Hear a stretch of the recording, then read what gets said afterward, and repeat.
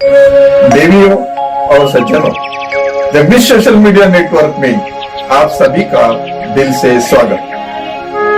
प्रतिदिन के अनुसार प्रस्तुत करते हैं स्वामी वासुदेवानंद जी सरस्वती इनके अमृतमय वाणी द्वारा विष्णु सहस्त्र नाम प्रवचन। प्रथम नमन आपको। जय गुरुदेव। श्री विष्णु सहस्त्रनाम ज्ञान यज्ञ प्रवचन क्रमांक 249, श्लोक क्रमांक 38 और नाम क्रमांक 233। जय महाकाल।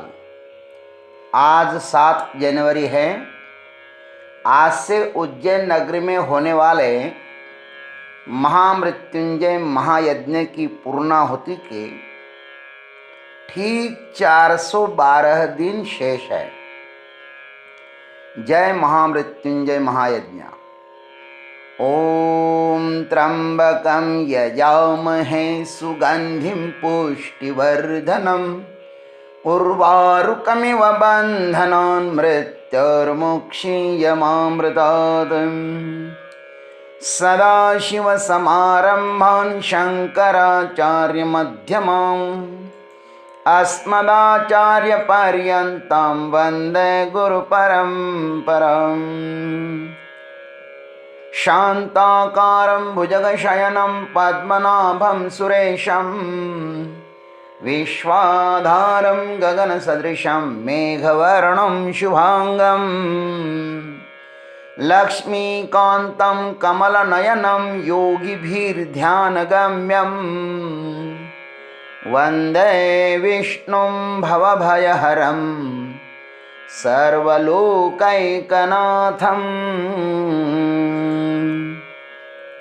आवर्तनो निवृत्तात्मा संवृतः संप्रमर्दनः अहः संवर्तको वह्निः अनिलो धरणीधरः।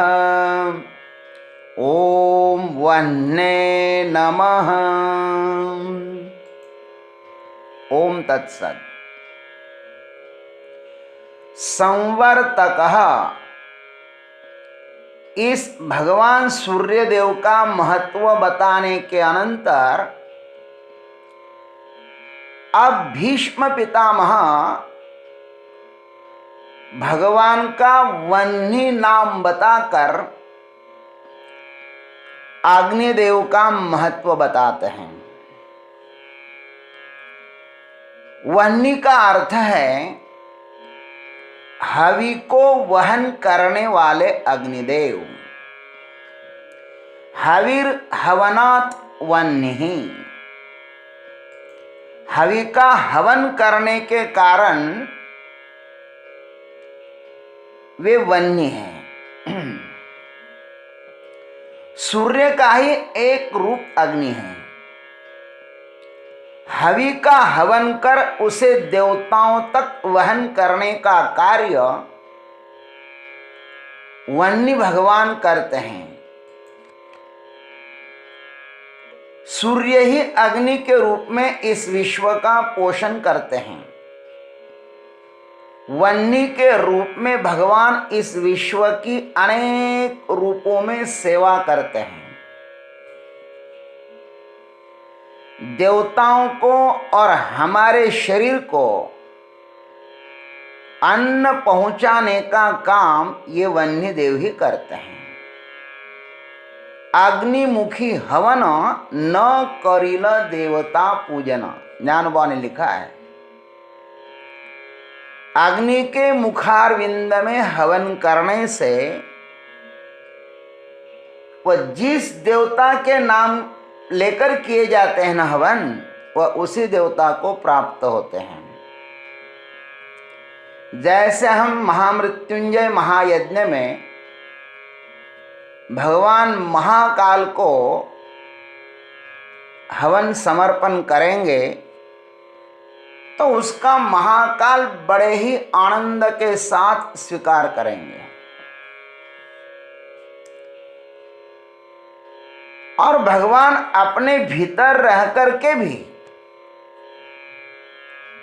वह्नि का काम करते हैं, हवन का काम करते हैं। अहम वैश्वानरो भूत्वा प्राणिनां देहमाश्रितः। अग्नि तो एक ही है, किंतु उसके कार्य के कारण नाम अलग अलग हुए हैं। जितने कार्य उतने नाम। वह जठराग्नि के रूप में हमारे देह की सेवा करते हैं। वैश्वानर अग्नि बनकर भोजन को पचाते हैं। दावाग्नि के रूप में जंगल को भस्म करते हैं। वड़वाग्नि के रूप में समुद्र का शोषण करते हैं। इत्यादि भगवान के अनेक नाम हैं। गीता जी में तो भगवान को, अग्नि को अनेक नामों से भगवान ने संबोधित किया है। जैसे वैराग्याग्नि, संयमाग्नि, इंद्रियाग्नि, ज्ञानाग्नि, ब्रह्माग्नि आदि आदि। और ये सभी अग्नियां अलग अलग साधकों के द्वारा अनुष्ठेय हैं। ज्ञानाग्नि चेनी मुखे जेने जाळिली कर्म अशेखे तो ब्रह्मची मनुष्य वेखे ओळखतु। ज्ञान रूपी अग्नि में जिन्होंने अपने समस्त कर्मों का हवन कर दिया है, वह जीवात्मा तो मनुष्य वेश में साक्षात ब्रह्म ही है, ऐसा समझ लो। भगवान कहते हैं अपना अधिकार देखकर साधक को चाहिए कि वह उस अग्नि का अनुष्ठान करें। निश्चित ही वह अग्नि उसे अपने गंतव्य स्थान तक पहुंचाएगी।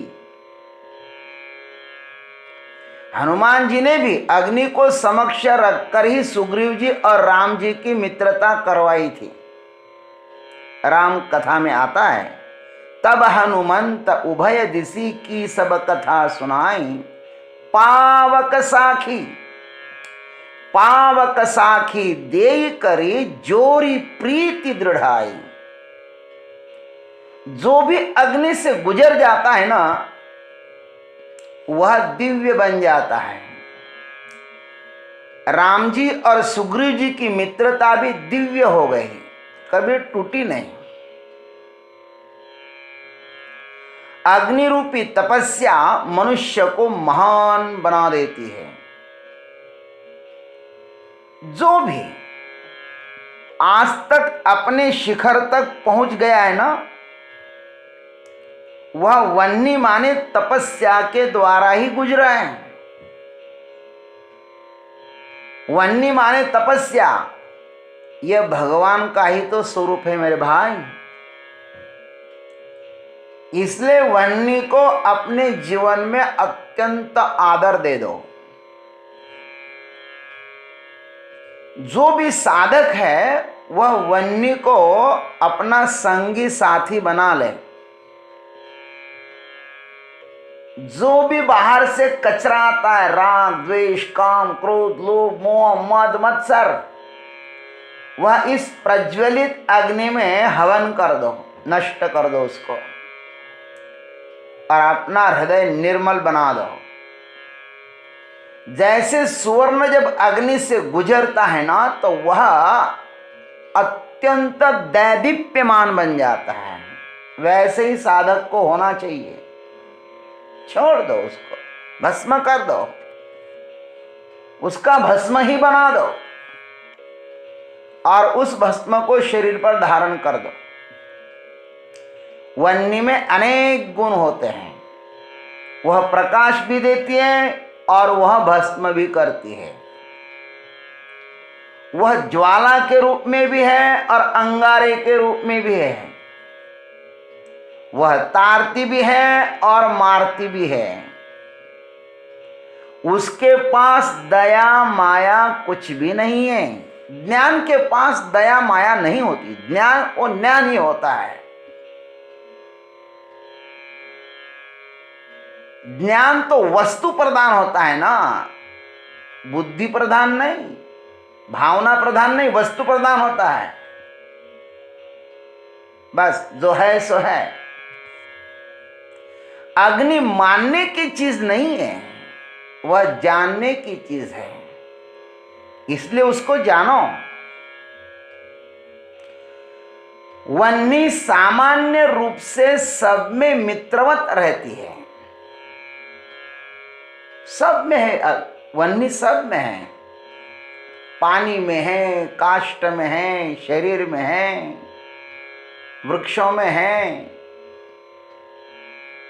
और विशेष रूप से प्रकट होने पर शत्रु का रूप धारण कर जिसके आश्रय में रहती है उसको ही जलाती है। वन्य का एक दूसरा गुण है। अब तक तो लकड़ी में मित्र के रूप में रही, अब विशेष रूप से जब प्रकट हो जाते हैं ना तो अग्नि उस लकड़ी को ही जलाती है। समुद्र में अग्नि है लेकिन सामान्य रूप से, और जब बड़ी हो जाती है ना वड़वाग्नि के रूप में प्रकट हो जाते हैं, समुद्र को ही सोख देते हैं महाराज। वेदांत में वन्य को ज्ञान की उपमा इसलिए ही देते हैं कि ज्ञान जब विशेष रूप से प्रकट हो जाता है ना, तब अनादि अनंत काल के अज्ञान को खाक कर उसे राख बना देता है, और वही भस्म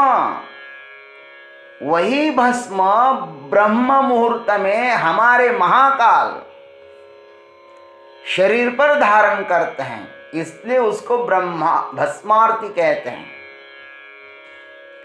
इसलिए तो भस्मार्ती की विशेष महिमा होती है। वे मरे हुए मनुष्य का नहीं,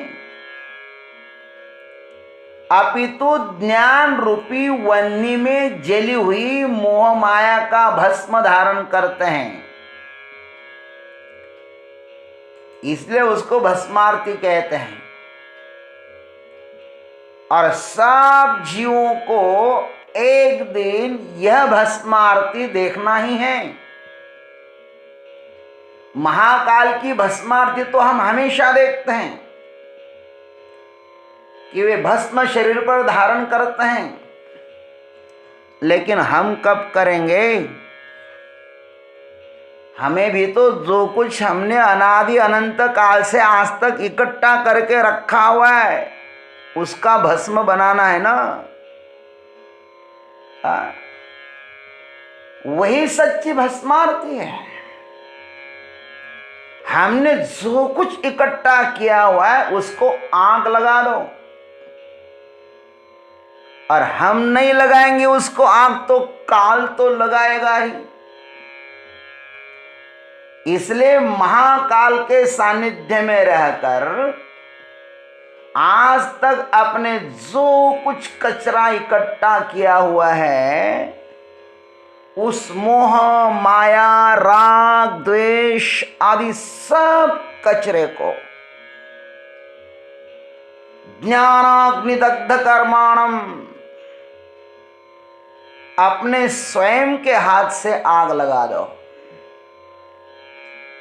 मैं घर जा रहा अपना, कबीरदास जी लिखते हैं, मैं घर जा रहा अपना, अब लुका लीना हाथ, अब घर जारूं ताही का, जो चले हमारे साथ। अपना घर तो भाई अपने को ही जलाना पड़ेगा। अपना बना बनाया हुआ घर दूसरा कैसे जला पाएगा? हमने जो इकट्ठा किया है ना उस पर हमारा ही अधिकार है, और उसको हम ही आग लगा सकते हैं। इसलिए भस्मार्ती में भगवान महाकाल ने जिस दूषण राक्षस को मारा था उसको जला दिया और उसके भस्म से स्नान करवाया, स्वयं स्नान किया। तब से भस्मार्ती की प्रथा है। हमारे पीछे भी जो दूषण नाम का राक्षस लगा हुआ है ना, ये अज्ञान ही तो बहुत बड़ा दूषण है।